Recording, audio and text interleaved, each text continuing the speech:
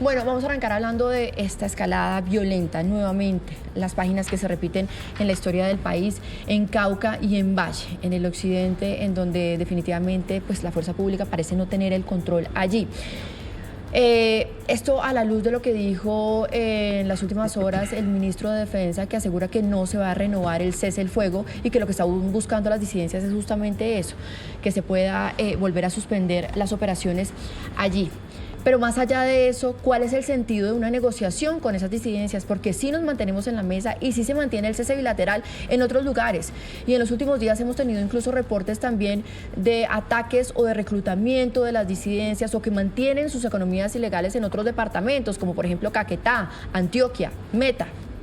Bueno, no olvidemos que las disidencias, como ya lo hemos dicho varias veces en esta mesa, no son un solo grupo, ¿no? Sino que las mismas disidencias tienen subgrupos y estos últimos atentados han sido atribuidos a las de Iván Mordisco, ¿no?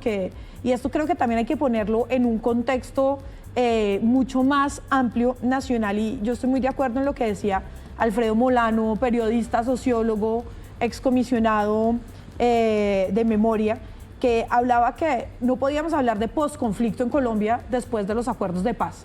Es decir, el conflicto armado siguió después de los acuerdos de paz firmado con las FARC por no haber alcanzado a llegar a acuerdos con grupos disidentes como el de Iván Mordisco, en este caso preciso del Cauca. Esto es muy preocupante porque entonces, y lo que han demostrado más los datos, las investigaciones, es que llegó con los acuerdos de paz, tuvimos una pequeña tregua. Después llegó el gobierno Duque, se acabó esa tregua y fue la no implementación de los acuerdos, tuvo un impacto muy grande realmente en la intensificación del conflicto armado en estas zonas, porque grupos disidentes empezaron a ganar más espacio, a ganar más control, y es lo que ha seguido pasando en estos 2 años de gobierno. Ahora, ¿por qué es importante hablar de la implementación de los acuerdos? Porque si este gobierno no implementa los acuerdos, que ya no se implementaron durante 4 años, esta es la herramienta de transición y de un poco de negociación para demostrar que sí puede haber una transición hacia la paz. Pero si no funciona, pues simplemente la intensificación va a seguir y vamos a seguir cediendo control territorial.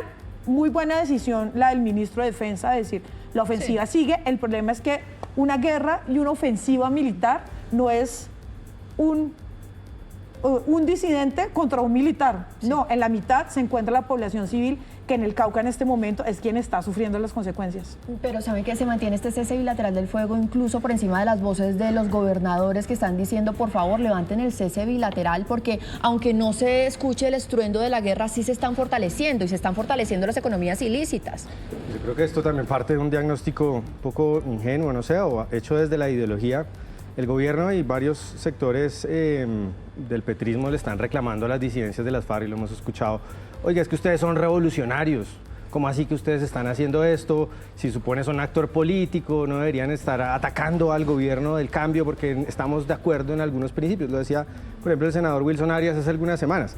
A ver, las disidencias de las FARC no son un grupo comandado por el Che Guevara, ni son revolucionarios que quieren llegar al poder en Bogotá. Están atacando a Jamundí, no porque Jamundí sea un centro político neurálgico del país, sino porque es un triángulo donde está cerca las zonas de cultivo del norte del Cauca, tienen acceso a través de Jamundí a Buenaventura, que es el sitio donde mandan la droga, y está cerca Cali, pues que es un centro, digamos, logístico y comercial del narcotráfico importante. Entonces, esa es la razón. Estos no son actores políticos, no son revolucionarios, aunque el gobierno les reclame, casi lamentándose, ¿por qué los revolucionarios hacen esto? Pues no lo son, son narcotraficantes y así hay que entenderlo. Si no lo pensamos desde esa lógica, entonces no vamos a entender nada, pero además me gustaría decir, Maritza, la falta de liderazgo del gobierno es pasmosa.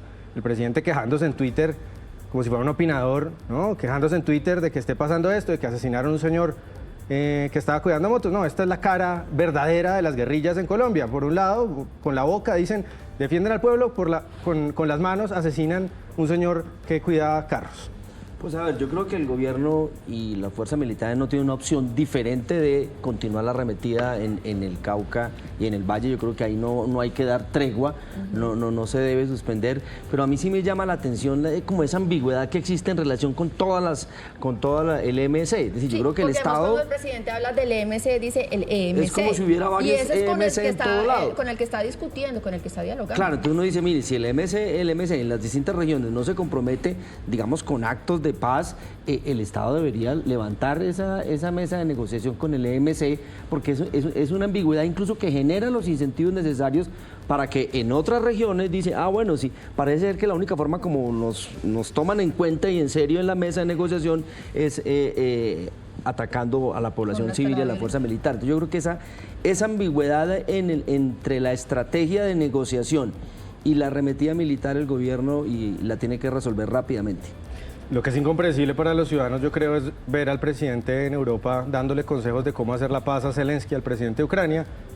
Tiene todas las fórmulas para resolver el conflicto en Ucrania, en Palestina, pero ninguna para resolver los problemas de orden público en el Cauca. Eso es increíble.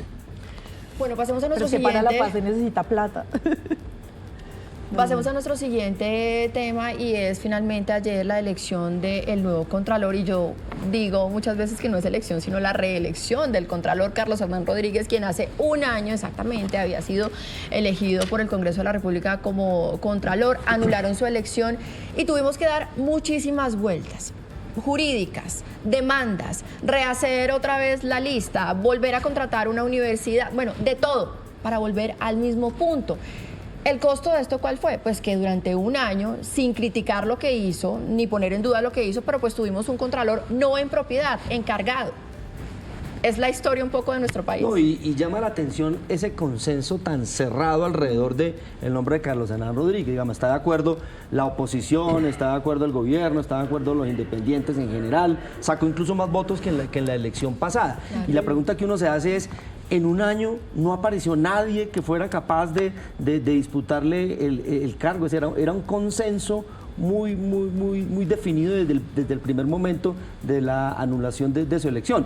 La reportería que han hecho algunos... ¿Por qué se demoraron tanto? Claro, la reportería... Un año para volver a lo mismo. Porque es que el Consejo de Estado le declaró la nulidad y entonces él presentó una tutela y fue la Corte Constitucional la que ordenó que se hiciera de nuevo el concurso. Quienes han hecho reportería han dicho que hubo reuniones claves, como por ejemplo entre el presidente del Senado, Iván Name, y Felipe Córdoba, con quien parece ser, sin su visto bueno y sin su apoyo, no se eligen algunos altos cargos del Estado. Ahora, va a venir una discusión, y es que seguramente él va a pelear lo que peleó en su momento el fiscal Montealegre, y es que los periodos son personales y no institucionales. Entonces seguramente va a demandar para que no esté 2 años, sino 4. Y eso va a ser otra discusión. Pero un consenso tan claro alrededor de una figura, a mí por lo menos me deja muchas inquietudes. Hubo una pequeña disidencia, vi el voto en blanco de Jennifer Pedraza, representante a la Cámara por Bogotá, que decía que era totalmente indignante cómo se había hecho reelegir sin ninguna discusión, o digamos que la falsa discusión sobre las otras candidaturas, porque tienen que presentar la hoja de vida, tienen que pasar entrevistas, pero ¿para qué todo este desgaste si ya estaba decidido quién iba a ser el Contralor? Cosa que pasa además con muchos otros cargos y en muchas estancias diferentes del Estado, ¿no? Que siempre deja el sinsabor de, pues la meritocracia al parecer no sirve para nada en este país, sino sirve es estar de un lado u un otro. El lobby, exacto. El lobby, totalmente. El lobby decide, exacto. Acuerdos políticos y lobby decide quién está en qué puesto y no su trabajo y la carga, digamos, académica, científica o política que tenga por sí solo. A mí me preocupan los pesos y contrapesos de la democracia colombiana con un gobierno que tiene muy poco apego, como hemos visto, por esta Constitución. Entonces ya tenemos, digamos, un contralor con el visto bueno del gobierno, una fiscal con el visto bueno del gobierno. Y se viene muy pronto, en pocos meses, relevos en el Banco de la República, relevos en la Procuraduría, relevos en la Corte Constitucional, donde el gobierno va a tener una influencia muy importante, probablemente mayorías cercanas al gobierno en todas esas entidades que son las más importantes para que le hacen contrapeso al Ejecutivo. Me parece que es una situación difícil. Y la otra cosa, yo creo que los ciudadanos se preguntan qué es lo que hace la Contraloría. Aquí todos los escándalos de corrupción los destapan. Periodistas, medios de comunicación, incluso tuiteros, Veedurías ciudadanas. veedurías ciudadanas o políticos. Pues esa es la misma distintos- discusión que se hace también alrededor de Y la cuesta Procuraduría y la Contraloría, 1,5 ¿no? billones la Que son esos órganos de Contraloría. control. Pero se pone en duda un poco también la independencia de la Contraloría. No, porque en creo duda, que eso... pero no, es decir, tiene el visto bueno del presidente. No sé si, no estoy diciendo que el presidente, que el Contralor va a ser un títere del presidente, pero Pero pues eso no hace enemigo parte del también como de presidente, esa articulación adversario institucional, del presidente, más pues, allá de eso. igual que la fiscalía, Porque no igual queremos que los... tampoco peleas, es decir, sí que haya pesos y contrapesos, pero Independencia. Pero además creo que, Independencia. Yo creo aparte de es que sea un problema o no de este gobierno, ha sido la construcción institucional del Estado colombiano. Sí. Que siempre ha habido estos cargos en función también del gobierno de turno que hay, y esa discusión Este también hay que gobierno darla. sí tiene en particular que está haciendo un proceso constituyente bastante radical. Rápidamente, Jorge, se me acaba No, el feliz cumpleaños para Juana, Feliz cumpleaños nuestra... para Juana. Feliz cumpleaños, Juana. Que los cumpla feliz. Ahora Qué sí, linda mayor de sorpresa. edad. Bueno.